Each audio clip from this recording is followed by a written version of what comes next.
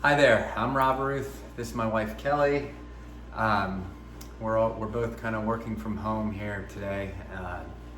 I'm speaking to you from Bob Ruth Ford and from our family. There's two things that we're all up against right now. One is a virus that we're being attacked from a country, and we're taking steps as a family for that. And then the other threat is financially, from a company perspective and individual. So I'm gonna give it to Kelly here and just kind of talk about some things that we're doing as a family just to help not spread this virus, what we're doing. Okay, so our family has been quarantined, I think this is day 10 for me and the kids. For Rob, it's a little bit less. And some of the precautions that we're taking here at our house is we are not leaving the house at all at this point. I know grocery stores are still open. I personally feel like they're germ infested and will not step inside of a grocery store. So we're getting our groceries delivered, which locally, if you're here in Mechanicsburg and probably all over the country, you can do Instacart or Peapod is kind of like ours for Giant, which is a local grocery store. So I would really avoid any going out of the house at all at this point. Just stay home, hunker down, let your kids play outside. That's something that I'm really pushing with my kids to get some of their energy out, is going outside. They're shooting hoops. Today it's raining, but they're shooting hoops, they're riding their bikes, we're going on family walks every evening. Those things are kind of helping to keep them moving a little bit, but We're letting them stay up late at night. we are letting them stay up late at night. Extremely late at night, so then they sleep all day, and then we can So have we some can peace work in during the morning day, right? and get things done. Like most kids, they're noisy, they're rambunctious. So we're just letting them stay up later and letting them sleep in so Rob and I can work during the day. Some other things that we've been doing is cleaning. Do some deep cleans around your house. We are organizing, cleaning out our pantry, cleaning out closets.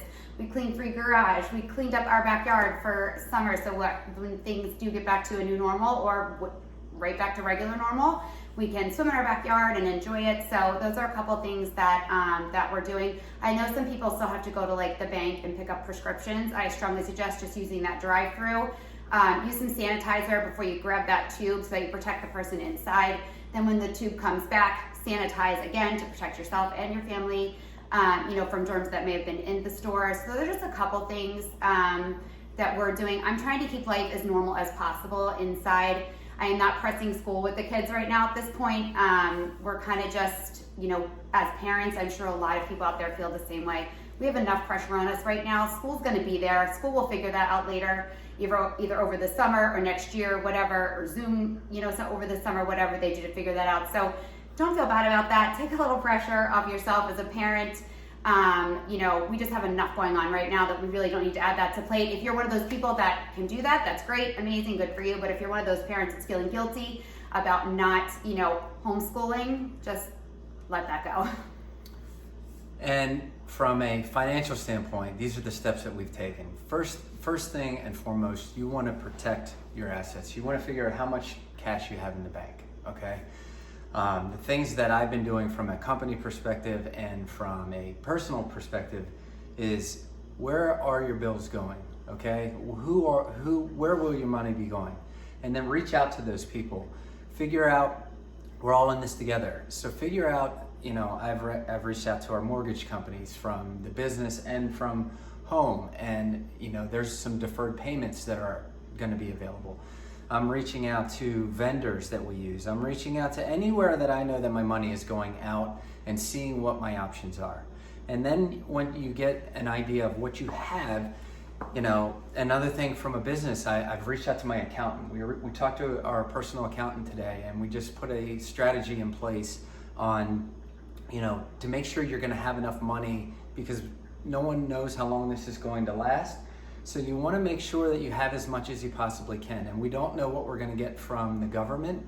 And I don't think that any of us can actually sit here and just hope for that. I think that now's the time. We have time. Take action yourself. Take big action. Yeah, take big action. So, I applied for a small business loan today. I want to have as much cash as I possibly can, because in this short period of time, we have no money coming in. We have nothing coming in. Our service department is open, but it's just trickling in for basic needs. And a lot of people aren't going to feel safe to work, and we don't blame them, because we have the same concerns.